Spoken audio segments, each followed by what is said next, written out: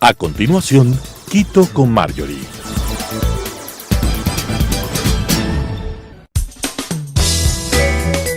Clasificación A. Apto para todo público.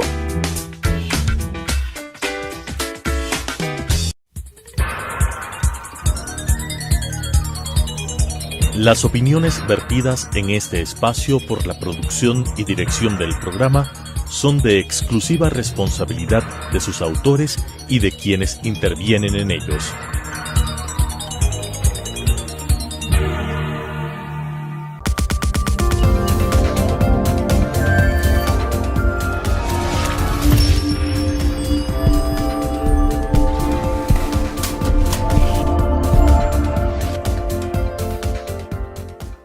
Amigas y amigos, bienvenidos, soy Marjorie Chávez. Estas últimas semanas han estado marcadas por las celebraciones con motivo del bicentenario de la Batalla de Pichincha.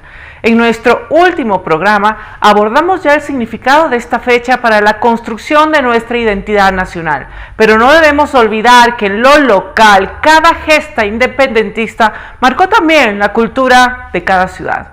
Quito es conocida como una de las precursoras de la emancipación en Hispanoamérica y fue nombrada por el sacerdote chileno Camilo Enríquez como Luz de América, y posteriormente hemos seguido llamándola así hasta el día de hoy, desde 1809. Este imaginario de ciudad libertaria, inconforme con la tiranía y ávida por la libertad, construyó su cultura. Esto lo podemos apreciar a lo largo de la historia con la actitud de los quiteños hacia los gobiernos abusivos y a quienes pretendieron mancillar el honor de nuestra ciudad y afectar el bienestar de su gente. Así que la quiteñidad es un concepto muy amplio y define ciertos rasgos de quienes nacimos y habitamos por el largo del tiempo la capital de la República. Y para hablar de este tema he invitado a Ramiro Ávila, representante del colectivo Quiteñidad. Muchas gracias, Ramiro, por acompañarme. Buenos días. Ramiro, y conversar. Un gusto para mí, Ramiro. Les comento a todos los televidentes que Ramiro Ávila Paredes es licenciado en Ciencias Políticas y Sociales. También pues tiene varios estudios, un diplomado en docencia universitaria que ha obtenido en Maryland. Es docente universitario y miembro correspondiente de la Academia Nacional de Historia y actualmente es presidente del colectivo Quiteñidad. Le agradezco, Ramiro, su presencia y su compañía el día de hoy. Y mucho se ha hablado, Ramiro, sobre el significado de ser quiteños, y para esto pues el concepto de quiteñidad ha sido utilizado para describirnos y nos invita también a reflexionar sobre varias características que tenemos quienes hemos nacido en la capital o quienes han podido desarrollar sus vidas aquí. Y desde el trabajo que ustedes han venido realizando, ¿cómo podrían definir a esta palabra? ¿Cómo podrían definir la quiteñidad? Y si cree usted, Ramiro, que este concepto está totalmente definido ya o si aún se encuentra en un proceso de construcción. Efectivamente, tomamos el nombre de quiteñidad para trabajar por la historia, la cultura y la identidad de los quiteños, aportando con valores cívicos. La quiteñidad se la construye todos los días con la acción de todos los ciudadanos, tanto de los nacidos aquí en Quito como los que se han avecindado en la ciudad, para que participen de la vida de esta urbe. La quiteñidad recoge la trayectoria de siglos que hemos tenido los que habitamos en esta ciudad. Desde principios de la época colonial ya hubo aquí acciones que reflejaban el espíritu y la rebeldía de los quiteños. Muy temprano, en 1590, hubo el levantamiento por el impuesto de la alcabala, que fue sumamente fuerte, fue reprimido por la autoridad española. Hubo inclusive la muerte de uno de los líderes del levantamiento. Años más tarde, el levantamiento por el impuesto al estanco, en que tuvieron participación los barrios de Quito, sobre todo el barrio de San Roque. En 1810, la primera etapa de nuestra independencia, asimismo desde San Roque la población se levantó y le castigó fuertemente a Manuel Urries, conde Ruiz de Castilla, que apresó a los patriotas y les condenó, y por eso se produjo la masacre del 2 de agosto, después de haber ofrecido perdón y olvido. Eso no le perdonó la gente de Quito, y le agredieron, le lincharon, y el conde Ruiz de Castilla murió 2 o 3 días después, víctima del linchamiento que le hizo la gente de Quito. Así es, bueno, realmente... Entonces, sí. Sí, claro. Quería hacerle una pregunta, muchas gracias Ramiro, sobre la acción colectiva, porque esta es una herramienta eficaz que disponen la sociedad, ¿verdad?, para promover iniciativas, solicitar atención de las autoridades o para incluir en el debate público diferentes temas que muchas veces han sido pasados por alto. Y he seguido de cerca su trabajo, sus actividades, y he podido verificar la importancia que le dan al fenómeno de la historia como herramienta para el fortalecimiento de esta identidad que venimos hablando. ¿Nos podría hablar un poquito sobre las razones que motivaron la creación de este colectivo Quiteñidad y quiénes están conformándola y, por supuesto, cuáles son sus objetivos, Ramiro?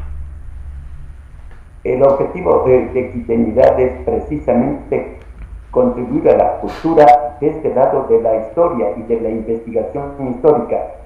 Formamos personas que nos hemos dedicado al estudio de la historia, que somos profesores universitarios y por lo tanto siempre hemos estado en este ambiente académico. Creemos que la historia es uno de los fundamentos de nuestra sociedad, es la memoria de la sociedad. Poniendo un ejemplo muy básico, si una persona por un accidente, por una caída, se golpease la cabeza y pierde la memoria, pierde su identidad. Si no sabe quién es, cómo se llama, es una persona disminuida. Trasladando eso a la sociedad, una sociedad sin historia y sin memoria es lo mismo, una sociedad que pierde el rumbo. Porque la historia nos hace conocer nuestros fundamentos, nuestras raíces, nuestros cimientos, sobre lo que estamos asentados, lo que nos sostiene. Y por eso nuestra tarea de contribuir a un conocimiento adecuado de nuestro pasado, porque somos ahora el producto de ese pasado. La historia es ciencia y por lo tanto tiene que avanzar permanentemente con investigaciones, con aportes, con nuevas fuentes que permiten un mejor enfoque de los hechos y sobre todo de los procesos del pasado. Por eso la labor de Quiteñidad de contribuir al conocimiento de nuestro pasado, tanto como ciudad como del país. Así es, sin duda la historia es importantísima. Desgraciadamente se ha dado más importancia a otros temas en la formación de los ciudadanos y poco a poco se ha quizá relegado a esta disciplina en un segundo plano. Y con motivo ahora pues del bicentenario de la batalla de Pichincha, ustedes también han tratado de visibilizar a otros actores que no han sido tomados en cuenta en nuestros libros de historia. Quisiera que nos comentara cuál fue la importancia de estos actores en el proceso independentista, qué ejércitos aparte del de Bolívar participaron en esta gesta. Tenemos que ver desde los dos ángulos, la historia que recoge el camino de la sociedad en proceso, como un esfuerzo de toda la sociedad, pero también la historia recoge las actividades individuales, a los personajes destacados, los que han sido líderes, los que salieron del grupo en general para sobresalir por su actuación, por su dedicación, por su esfuerzo extraordinario. Entonces, por eso también pone en conocimiento de la ciudadanía biografías de personajes ilustres. En el caso actual del bicentenario de la batalla de Pichincha, por ejemplo, es necesario resaltar la personalidad y la acción histórica de don Calderón. Lamentablemente ha sido maltratado por un texto literario escrito por un periodista, Manuel J. Calle a principios del siglo pasado, él hizo las leyendas del tiempo heroico para promover el patriotismo entre los niños. Pero claro, han avanzado los años y se tomó eso como un texto histórico y lamentablemente produce hasta mofa de un personaje heroico. Adón Calderón fue hijo de un funcionario español que se pasó al lado patriota, combatió, fue derrotado en la batalla que hubo en las afueras de Ibarra en 1812 y la pena fue pena de muerte y confiscación de sus bienes. La esposa de Francisco Calderón, papá de Adón Calderón, quedó viuda y sin bienes y tuvo que ir a Guayaquil a que le apoye su familia, la familia Garaycoa, una familia prominente de Guayaquil. Entonces, desde muy niño le tocó a eso, a Adón Calderón, ser huérfano, vivir en una ciudad que no era la suya, él es de Cuenca, y se enroló pronto a las fuerzas patriotas. Él estuvo en el 9 de octubre de 1820, él participó en la fuerza militar que salió rumbo a Quito, la división protectora de Quito que formó la Junta de Guayaquil presidida por Olmedo, y estuvo en los combates. Y llegó hasta Pichincha y fue herido. Y no quiso retirarse del combate pese a estar herido. Y murió días después por las heridas que tuvo en la batalla. Es heroico en grado sumo. Apenas había cumplido 18 años estaba en esa edad. Entonces no es solo la actuación de en la batalla de Pichincha, sino en todo el proceso de la tercera etapa de la independencia de nuestro país. Hay que honrar su memoria, hay que acreditar su sacrificio y su heroicidad y evitar que sea producto de la risa y de la mofa que lamentablemente sí se da todavía aquí. Y posteriormente a la independencia, nuestro país se anexó a la Gran Colombia. Y a pesar de que el proceso de emancipación terminó con la batalla de Ayacucho en 1824, los conflictos no terminaron y en 1829 tuvimos nuestra primera guerra producto de la indefinición territorial con el naciente Estado peruano. Y me gustaría saber desde una perspectiva histórica si usted considera que la independencia solo fue un proyecto generado por y para las élites de la época y si cree que el principio del uti possidetis juris para determinar el territorio de los nacientes estados fue realmente determinante para las posteriores guerras territoriales, es decir, hubiese sido quizá mejor negociar directamente la definición territorial desde un inicio. ¿Qué opina usted, Ramiro? Sí, las antiguas dependencias de España eran los virreinatos y las audiencias. No funcionaba como tenemos ahora nuestra división política administrativa en provincias, cantones y parroquias. Y por ejemplo, la dirección de salud de Imbabura tiene ámbito solo en Imbabura, no puede nombrar médicos ni en Carchi ni en Pichincha. Las jurisdicciones están bien establecidas. En la época colonial lamentablemente no era así. Se superponían jurisdicciones. Por ejemplo, en la Real Audiencia de Quito, algunos temas dependían de Lima, del Virreinato de Lima, y otros temas dependían de Bogotá.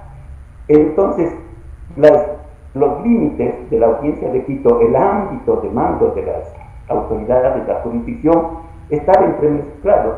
En algunas cosas éramos parte del Virreinato de Lima, en otros temas éramos parte del Virreinato de la Nueva Granada.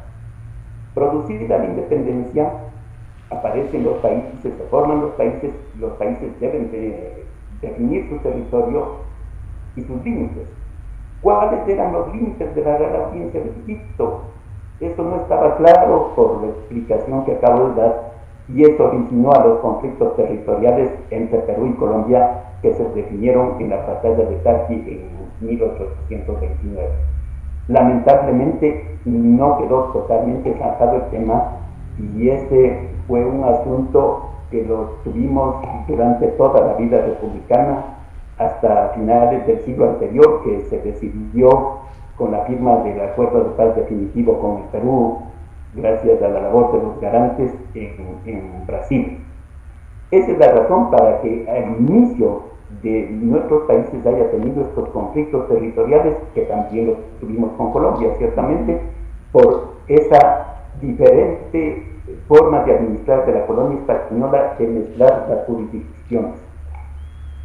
Y la enseñanza de historia también en la educación básica y la media, pues ha tenido algunos cambios a lo largo de estos últimos 30 años y usted como docente pues los conoce muy bien, y para muchos actualmente hablar sobre las condiciones políticas, económicas y sociales del pasado a veces es considerado hasta un sinsentido, y considerando la importancia de las ciencias duras y la informática en la economía mundial, ¿considera usted que el estudio de la historia debe ser marginal? ¿O para qué sirve a los quiteños, por ejemplo, aprender sobre la historia de nuestra ciudad, Ramiro? No es un estudio marginal, yo considero que es un estudio esencial, porque es parte de nuestra personalidad, de nuestra identidad. Sí, en los últimos años lamentablemente se ha ido disminuyendo el espacio y la importancia de las materias de historia, de cívica, se las pone en junto con otras materias que ahora se denominan ciencias sociales, un trimestre para historia, otro trimestre para geografía. Eso es lamentable. Debemos volver al estudio de la historia como disciplina específica en la educación básica y en el bachillerato. Yo doy clases en una universidad, entre otras, a un curso de admisión para la universidad. Yo hago una prueba diagnóstica para ver en qué estado recibo a los estudiantes que van a tener conmigo esa materia, y el resultado es lamentable. No conocen de nuestro pasado. Se les cita, por ejemplo, a Juan Montalvo y no tienen idea, se les cita a Pestas y no tienen idea.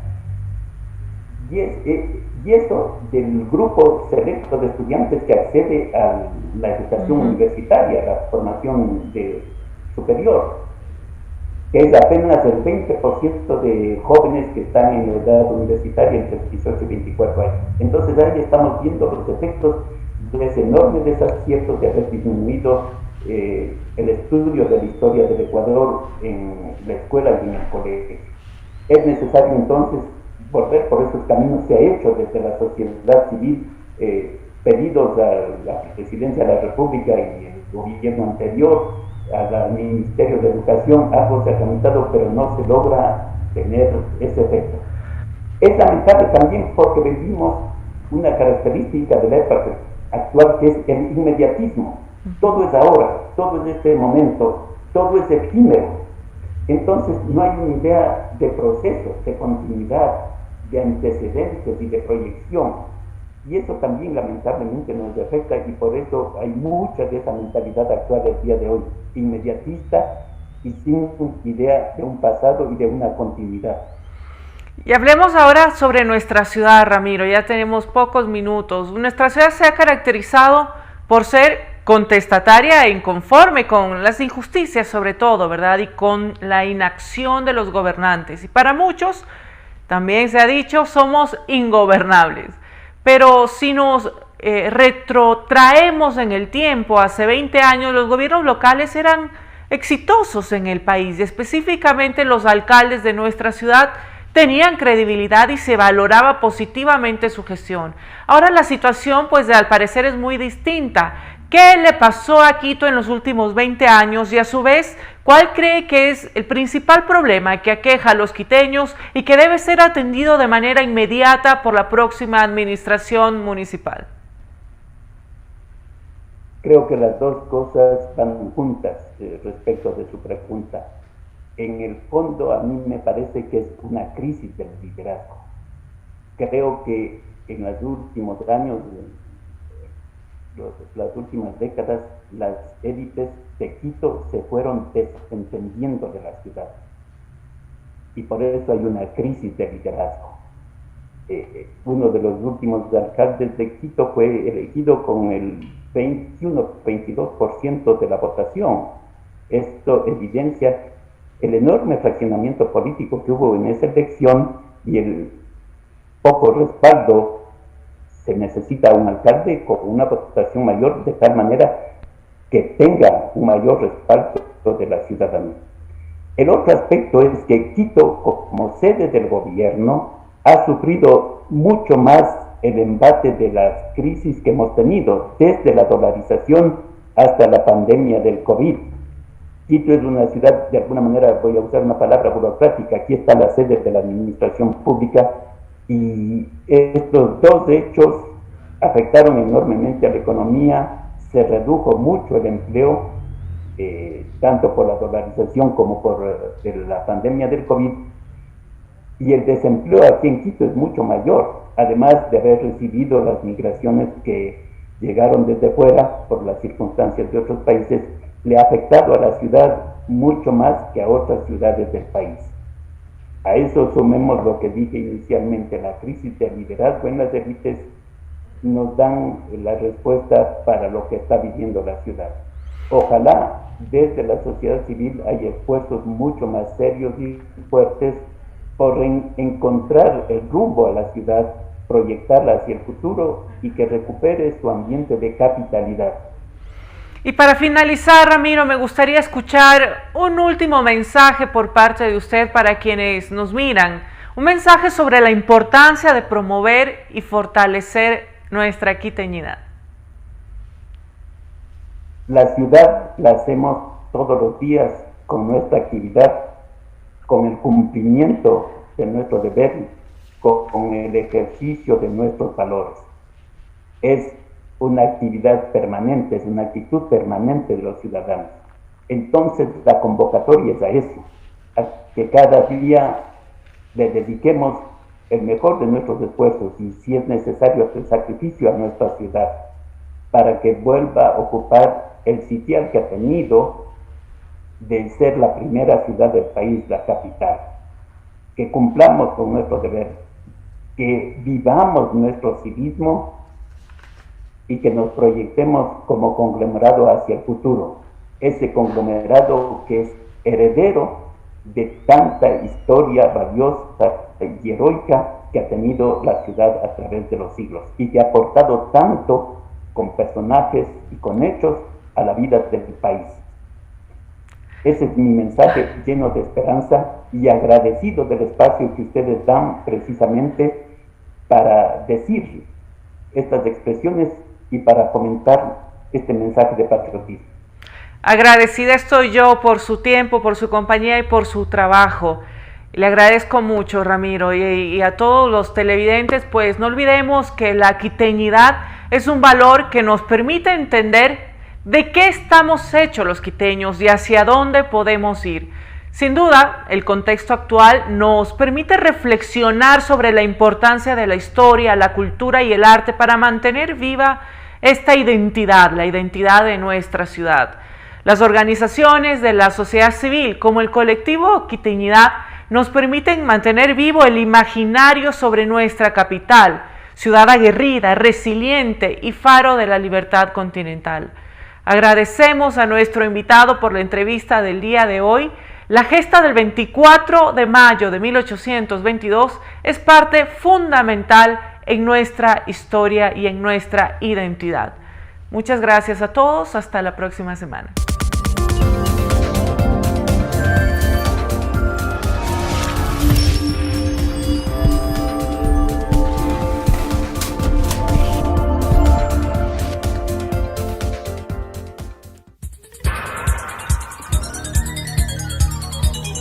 Las opiniones vertidas en este espacio por la producción y dirección del programa son de exclusiva responsabilidad de sus autores y de quienes intervienen en ellos.